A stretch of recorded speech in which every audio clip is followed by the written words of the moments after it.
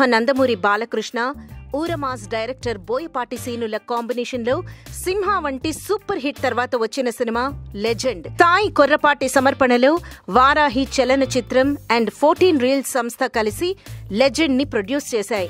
28 March 2014 release అయిన legend ఈ రోజుతో 3 ఏళ్లు పూర్తి చేసుకుంది. బాలయ్య డ్యూయల్ రోల్లో అదరగొట్టేశాడు. ఆయన పలికిన పవర్ఫుల్ డైలాగ్స్ థియేటర్లో దద్దరిల్లిపోయాయి. ఫ్లూట్ జింక ముందు ఊదు, సింహం ముందు కాదు.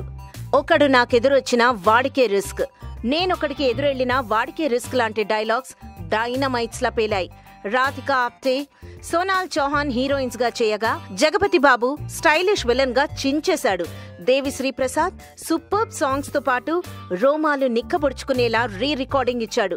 బాలయ్య కెరియర్ లో 40 కోట్లు వసూలు చేసిన సినిమాగా లెజెండ్ చరిత్ర సృష్టించింది. 150 సెంటర్స్ లో 50 రోజులు, 50 సెంటర్స్ లో 100 రోజులు, 175 రోజులు, 175 రోజులు 7 సెంటర్స్, 275 రోజులు 3 సెంటర్స్, 375 రోజులు 2 సెంటర్స్, 1 సెంటర్లో 500 రోజులు, ప్రొద్దుటూరు అర్చనా థియేటర్లో 1100 రోజులు దాటి ఇంకా ప్రదర్శింపబడుతోంది. పైన చెప్పిన డేస్ లెక్క ఈ థియేటర్ కౌంట్లోకి వస్తుంది.